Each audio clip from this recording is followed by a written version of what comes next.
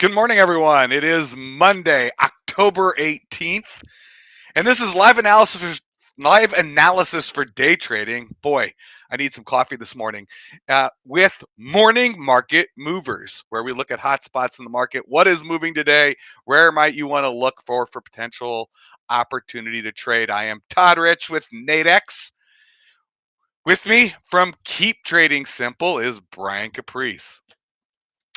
Before Brian and I jump into it, I do need to share this disclaimer that trading involves risk and may not be appropriate for everyone. That any trading decisions you make are solely your responsibility and at your own risk. And this is an educational session. Please do not construe anything Brian or I say as a buy or sell recommendation. We are doing this for your education purposes. So, what are we looking at in the markets for today? What are our hot spots? Yes, we are going to talk about equities. Why are we talking about equities? And if I can, there we go. We did have uh, last night, China did announce their earnings numbers. Their GDP growth rate came in a little lower than expected. Uh, Previously, it was 7.9%, came in at 4.9%, was expected to come in the 5.2, 5.3% area. And then their industrial production down a little bit, although their retail sales are up.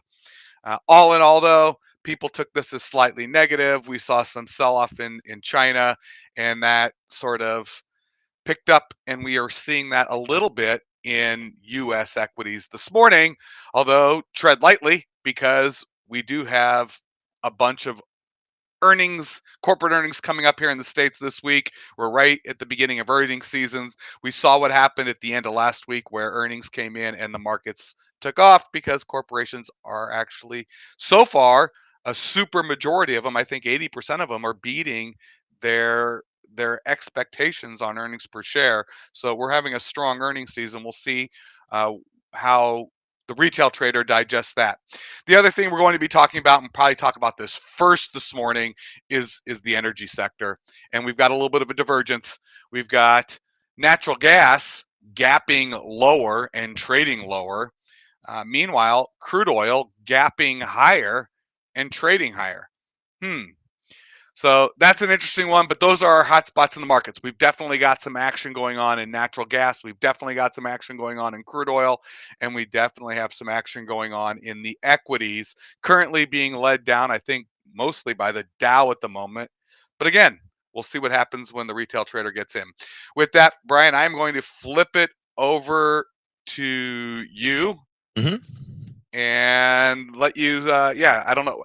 I don't know if you want to start with energies or the equities.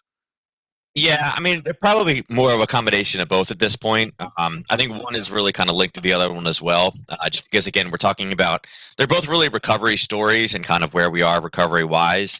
As you said, I think the Chinese data last night is pretty important. Some things to note about this one is one, CPI, and again, this is for New Zealand, which we don't really do too much. I mean, obviously, we're not trading it at Nadex, but it does have a little bit of overhang with things like the Aussie and the dollar. And again, remember, the New Zealand's a little bit farther ahead. Quarter over quarter, remember, New Zealand raised their interest rates already. They were the first nation to do it. Everybody else is talking tapering.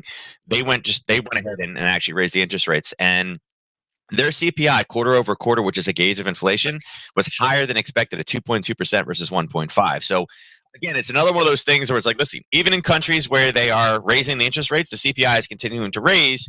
There's some questions to be answered about that one. And then obviously the GDP data. But again, I think the bigger story right now, and again, GDP is one of those things that's already happened. There's not much to do it, but retail sales tells you what's happening right now. Yeah. Year over year, Chinese retail sales 4.4% versus the expectation of 3.5. So there was a little bit of a wow, people are spending a lot more money than we thought. So And that was that's the always same with good. the U.S. last week, by the way, right? Exactly. Yep. They expected this really Consumers. negative turn, and yeah, they're spending. And there's some things that. Sorry, baby. Coffee, must have it. It's kind of like for me to talk, I need the coffee in. But a couple things. There's another headline that came out a few hours ago talking about how now there is not just Evergrande. There's actually another one called Cynic Holdings that they talked about. They would, and again, it's very. Listen to this. Which warned last week that it's not likely to repay offshore bonds worth $250 million on Monday. if you remember to hear, what we talked about last week, Evergrande was also having problems paying back bonds, and the ones that they were paying were the local onshore ones, or inshore, I guess is what it's called, but they weren't paying the offshore ones. So what does this tell us? It seems like there are many Chinese property companies, and they are just like, no, we're not going to pay our offshore bonds, the dollar ones, whatever. What does that mean? I don't know. I've never seen this before. So it's very, very interesting. And then there's another one that's China Properties Group said it has defaulted on 226 of notes as well, that it failed to pay on the October 15th maturity. So it's not just an Evergrande story. There's another one. And what type of contagions will those throw? Remember, when the U.S. had our housing bubble, it did drag down the rest of the world. Okay. Is China big enough and powerful enough? I mean, at this point, there's not just one anymore. You ever hear that saying, if there's smoke, there's fire? Now there's three, Right. and one of them says we're probably not likely to pay it. And one of them says, yo, we didn't pay ours. That was us. My bad. So there's three there that are not paying offshore companies back. And what type of contagions does that send to other places? So that's going to put a big, kind of impinge on the market. And then obviously the big one is oil that you mentioned. And Japan last night, the prime minister was talking about, hey, oil producers need to boost output amid, prices. With the recent surge in prices, it's causing, he's going to urge major producers to boost output in the crude oil markets. And again, they talk about it in here. They're having an emergency meeting. They're watching it closely. It's impacting domestic industry and households. It says oil prices have climbed sharply over the past 2 months as demand recovers from COVID-19. Remember, a month ago we were talking about OPEC Plus, and like, nah, we're going to hold it at 400. I know everybody wanted Right. 5, but we're going to hold it to 400. Russia has made a comment that they're going to come save us now. The United States has made comments about how this is getting out of hand. Japan is now making comments about, it's getting out of hand. And I'm going to chime in. In the options market, where puts and calls, there's some weird bets being placed on $200 oil with people buying calls all the way up. Yeah. Right now, OPEC is better for climate change than so far the Biden administrations. We're just going to cancel the pipeline, right? Like OPEC's greed is like getting and again, they've had the ability month after month after month after month to increase output. Because remember, they lowered it down, right? To provide stability. Well, now it's up at $85, almost $85. And it's funny, in your comments, every single person's like, yeah, we have no shortage of oil. It's the shortage of it's the shortage of desire to pump it and send it places. It's 100% a great story, which again, there are benefits to this. I mean, it will push other industries out there because people are like, yep. But then again, the problem is once we crash the oil economy, guess what happens? You have an entire region of the world with absolutely no income producing ability. And there's a whole bunch of problems with that too. So lots more stuff we got to worry about there. So yeah. So let's get into these oil. I mean, we're punching. I mean, we gapped higher. We were, we're trading solidly. We're trading up towards $83 a barrel right now. Yeah, it's 83.50 is what I have right now on the print. It's up 1.24% already today. The session, it started kind of on the lower side, pushed up and has pulled back a little bit. It's only moved the dollar right now. Remember that the ATR on this one right now on a daily basis is about $2. And again, we've seen this every Monday where we have one kind of trend. Typically, the trend for the last few weeks has been the European session kind of driving it down, and then the U.S. trader steps in. And then, it's go Texas, go big, go home, and drives the price back up again. Price is kind of moving up, right now. And again, we're kind of stabilizing. It'd be interesting to see, because remember, we do have other technologies. We're at kind of that 83, 84, 85 is in striking distance. There are other technologies that we don't need OPEC. We can just produce more in the United States and start shipping more overseas if we want. And our companies here will profit from it. So right.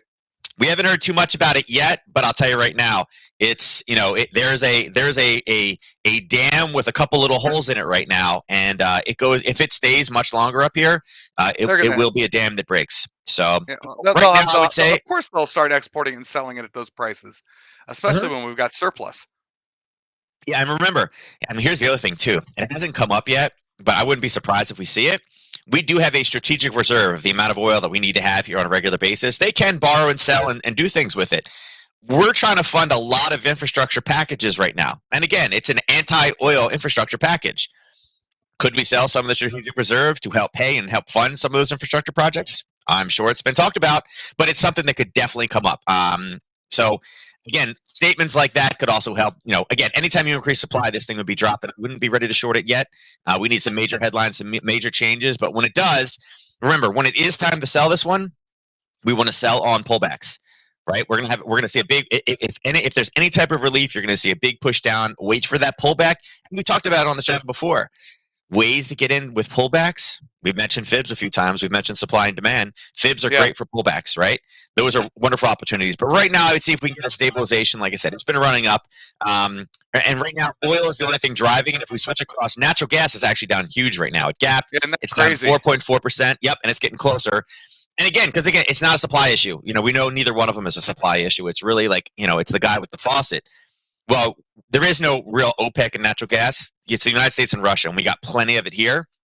We're finally starting to see this one coming back under control.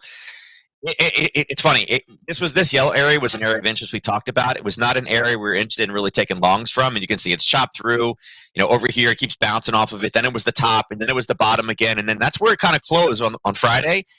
And then it gapped below. And again, that's a great little kind of Harry Potter run to the downside. It came back up and touched it again, and then it's continuing to push lower. So, you can't really say that it is an energy market bull run because, again, we're down 4.4%. This one was way overly inflated to the top side. And again, I know it's cold here today. It's only like 51 degrees outside right now here. So it's hard to say that, hey, listen, it's fall. This should just skyrocket. But it is pulling back down again from, again, highs up here at 650. Yeah, and right. The demand is going to be there. People are calling for the demand. But we've had the supply, which really makes me wonder how or why this really spiked up above, up near 6.5. Here we are coming back down close to 5. I mean, that's a pretty dramatic swings. Yeah, but the nice thing there is that does create a lot of trading opportunity. Unfortunately, by the way, today I'm even looking. These are short duration binary options. We've already gone through them. We're gonna have to do something about that because I will say this: it's Monday. Mondays are always weird days to trade. We're always kind of trying to figure out what it's going to look like Monday morning. What product and guys, type this in chat. What product in Nadex is best suited for Monday trading or even Sunday night trading? I'll let you guys, I'm not going to say it. Todd's not going to say it. I'll let you guys type it inside a chat, right? But there's a specific product at Nadex that is really designed to work well on Monday trading. Not just Monday, but let's take a look where those knockouts are. Todd's like, oh, okay, I'll look at them. Yeah, right, I'm actually going to bring up the Nat Gas Knockouts. And just it's always it's good to check these out. I got to flip this over here so you can see them. Yeah. The beauty here is you can see the different knockout ranges. Right now we're actually sort of in between most of them. Look at that one right there. See how that one right there you just touched, the one right before that one. Yeah, knockout number 3. Yeah, that one right there. When that pulled back up, that literally pulled right back up to that area of interest as well as the gap. And you had to be thinking, hey, listen, this thing bases it all. This would be a great one to take. And now it's a third of the way, 40% of the way through that knockout bracket already. Yeah. So again, that's why you got to be on these things. You got to know them, and as soon as they print, get in there and start drawing them on your charts, or look at your, if you're charting with Nadex, get in there, mark them off. Mondays is the absolute best day, guys, for everything for knockouts. It's not just oil and natural gas. Because look at your knockouts because the duration. Right. Yeah, it's a weekly contract. It is that weekly contract, and knowing where those levels are. Now, remember, every time one knocks out, we're printing another one, but having an idea where those levels are, because it is a great trade, and it's a predefined trading plan in it, right? You've got a stop loss if it goes against you, and it's a hard stop loss, no slippage. You got a profit goal if it goes your way. Yes, you can trade out of these early, but it is nice to have those bumpers around your trade. Yeah. Especially when it's at a level that you might want to be trading. All right. I know we're running out of time here. Let's take a quick peek over at the equities, because that's what people are going to be looking at this morning. I think the story of the equities right now is the VIX is up 7.8%. That's a big jump. Everything's looking to open in the red. We're looking to open down about 0.5% across the board. Yeah, and again, I would say that it's one of those rare mornings. I wouldn't expect that to be necessarily a red all day, because we're seeing gold red, silver red. The cryptos are all red. TLT right now is also red. Bonds is red. I mean, how is everything red across the board? It's just kind of that's just Monday morning. But right now, you're seeing kind of an accelerated pickup on this one. I would say, right now, if you look for European traders of when they stepped in the overnight, they were stepping in right around here. right? They didn't really provide any type of projection one way or the other, up or down. It is easy to draw kind of a small channel there on the 30-minute and say, hey, listen, we're in this channel. We're continuing to go lower. I would say just be cautious with it. We are at that 44.50 level. We know that's an area that the market likes. Let me bring this down to 15, get that level a little bit better. Are there Let's any say levels where we're seeing where we would down yeah, I would below? say. I mean, there's definitely a level where we're kind of at right now, but I kind of like this one just a little bit lower than that, probably in that range. That price comes in. Remember, you're gonna do this on a Is 15-minute that chart, around so 34? Is that around 34,000? Are you in the Dow? Oh, you're in the S. I'm looking at yes, the yeah. same chart because the same chart in the Dow. Yeah, they're all exactly the same. I would say 44.30 is an interesting level in the 15-minute. It's been tested. That could be a potential area where we bounce, particularly at the open. And again, we got 30 minutes. I got 2 more candles. It can definitely push down that low. And remember, I'm delayed. I think 10 minutes on this one. So 44.30, I would say, is probably a level. NQ, not really giving us any direction. Kind of in No. between the two biggies. I would say 15,000 is definitely a level to watch out for. We're at 15,055 right now. It's got a small level. There's some basing right down here, and there's some wicks that are bouncing back up again. So again, that's a potential area. But again, right now with everything we're seeing, I'm not sure how they're going to take it. YM, it looks exactly the same. This has got a couple levels. This one's a little bit harder. It just broke through 35,000, and you know how much it really, really likes 35,000. But you're going to have the same people draw on the channel on this one as well. We're kind of still in that channel right now, but there's going to be kind of that little fake out. I would say there's a couple levels down here. There's a I small thought you were one, gonna say 34,900. 922 to 8862. So kind Yeah. of right in that level. So yeah, I'm about right. 34,900. Yeah, right in there. And then remember, the Russell's going to be the fastest. Right now, I have the Russell down the most. Remember, the Russell's going to move the quickest. And I don't really like anything on the Russell chart as far as the zones go. Let me see on a 30 if there's anything a little bit cleaner. I mean, there's a small level here. I don't know that I would really trade much off of it, but there is a level sitting down there where there's a nice little pop after a base level. This is a bit too choppy. There's a bit here, and then again, there's nothing till really 2,200 all the way down here. So if it drops 2,200, it's probably not something I'd be willing to jump into unless it's like right at 10:30 or something. But that'd be way outside of its normal move today. Right. But then again, like I said, gold is down, bonds is down. The big thing is watch VIX. It's up 9% right now. It is coming up to where it kind of gapped at, which again tends to be a rollover point. There's no real news this morning, guys, that is really going to kind of debunk this. Industrial production, maybe that if that one comes in good, that will be kind of a kick to send this thing higher. And then again, the BOC business outlook may help a little bit, and then nothing until 8:30 p.m. tonight. And again, 8:30 p.m. tonight, monetary policy notes for Aussie, definitely be a good one. Aussie dollar, Aussie yen. Those will be great ones to trade tonight because there'll be no U.S. or U.K. interference. And again, are they going to start mentioning, following their neighbor? Could they mention something a bit hawkish and send this the Aussie flying? Right. Could be an interesting setup tonight. So well, yeah, watch that one. And then again, we'll have to wait and see as earnings come out, right, for the equities. I think that's what's going to really counterbalance some of this negative move this morning. It would be how probably. people interpret Mhm. some of these earnings announcements that have all been coming in strong. So with that, any questions for Nadex, please email us customerservice@nadex.com. If you've got you got a question for Brian, you can certainly email him at support@keeptradingsimple.com. Where are we starting off the week?